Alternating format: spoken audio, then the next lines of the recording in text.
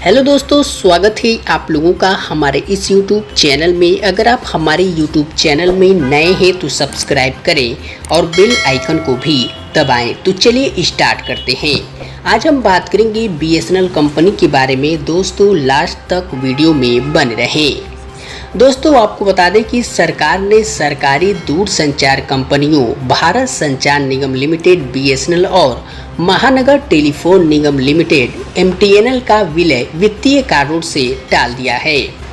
दोस्तों आपको बता दें कि देव सिंह चौहान ने बुधवार को लोकसभा में यह बात कही। सरकार ने 23/10/2019 को भारत संचार निगम लिमिटेड BSNL और महानगर टेलीफोन निगम लिमिटेड MTNL की पुनर्द्वार योजना को मंजूरी दे दी है, जिसमें दोस्तों अन्य बातों के साथ साथ MTNL और BSNL के विलय के लिए सैद्धांतिक मंजूरी शामिल है।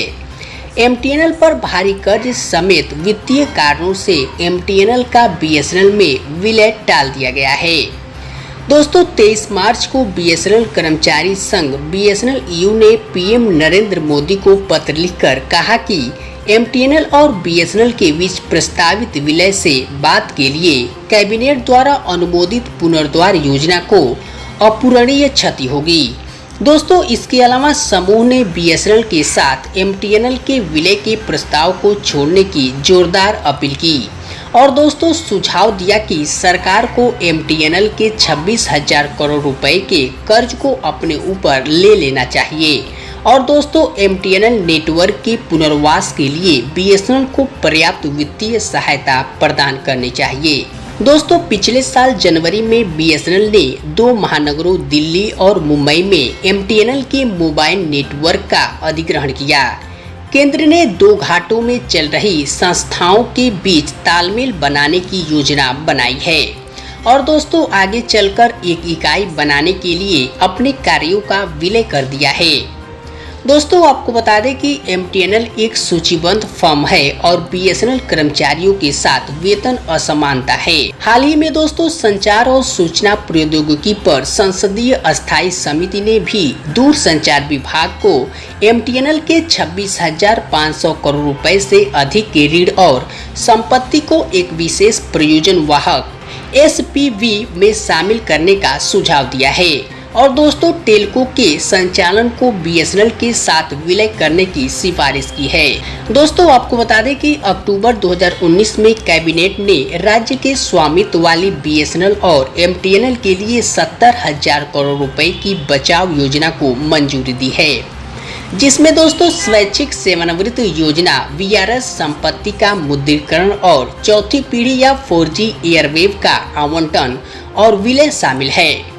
2 कंपनियां चौहान ने अपने जवाब में उल्लेख किया कि MTNL की भूमि भवन संपत्ति के मुद्रीकरण के लिए निवेश और सार्वजनिक संपत्ति प्रबंधक विभाग दीपम ने MTNL की 6 संपत्तियों के मुद्रीकरण को चरण फर्स्ट में लगभग 5,158 करोड़ रुपए की मंजूरी दी है। दोस्तों आपको बता दें कि जिसके लिए अंतर्राष्ट्रीय संपत्ति सलाहकार IPC नियुक्त किए गए हैं। मंत्री ने कहा इन संपत्तियों में से 2 संपत्तियों 290 करोड़ रुपए की आरक्षित कीमत को नीलामी के लिए लिया गया है। दोस्तों सेकेंड नंबर की बात करें तो दूरसंचार मंत्री अश्विनी वैष्णव ने बुधवार को लोकसभा में कहा कि स्वदेशी 4G दूरसंचार नेटवर्क जल्द ही पूरे भारत में शुरू किया जाएगा और दोस्तों BSNL देश भर में करीब 1.12 लाख टावर लगाने की योजना बना रहा है। दोस्तों आपको बता दें कि मंत्री ने यह भी कहा कि ट्रेनों के अंदर इंटरनेट कनेक्शन तभी उपलब्ध हो सकता है जब 5G नेटवर्क शुरू किया जाएगा, क्योंकि दोस्तों 100 किलोमीटर प्रति घंटे की रफ्तार से चलने वाली ट्रेनों में 4G तकनीक से संचार बाधित हो जाता है। दोस्तों मुझे आपको यह बताते हुए खुशी हो रही है कि 4G दूरसंचार नेटवर्क जल्द ही शुरू होने के लिए तैयार है और इसे भारत में भारतीय इंजीनियरों और वैज्ञानिकों द्वारा विकसित किया गया है।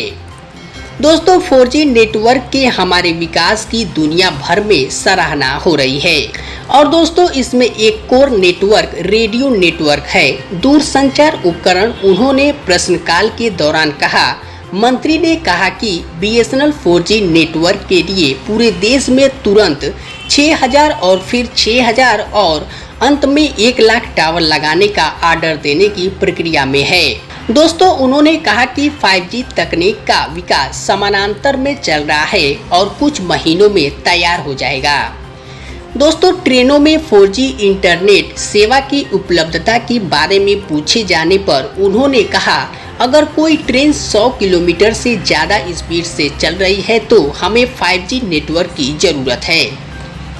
दोस्तों, उन्होंने कहा कि 4G नेटवर्क में व्यवधान है, लेकिन यह तकनीकी मूल्यांकन का समय है और जैसे जैसे 5G तैयार हो रहा है 5G भी उपलब्ध होगा।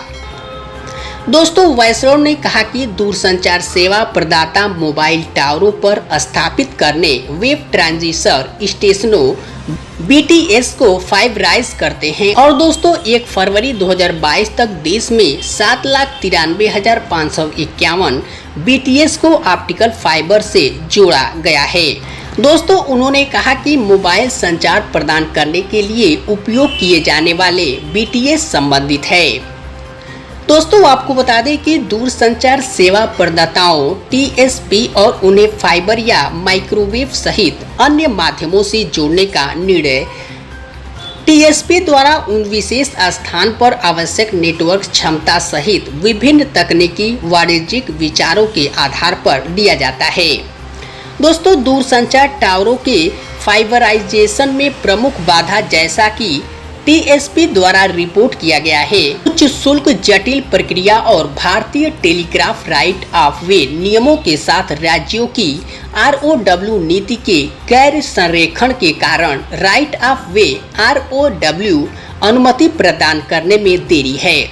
दोस्तों, 2016 को केंद्र सरकार ने अधिसूचित किया है। उन्होंने कहा, दोस्तों, आप लोगों को ये वीडियो कैसा लगा कमेंट में बताएं। आई होप ये वीडियो आप लोगों को पसंद आया होगा। अगर आपको ये वीडियो अच्छा लगे तो लाइक शेयर जरूर करें और दोस्तों मेरे यूट्यूब चैनल को सब्सक्राइब करें और बगल में बेल आइकन को दबाना ना भूलें। Thanks for watching this video. जय हिंद।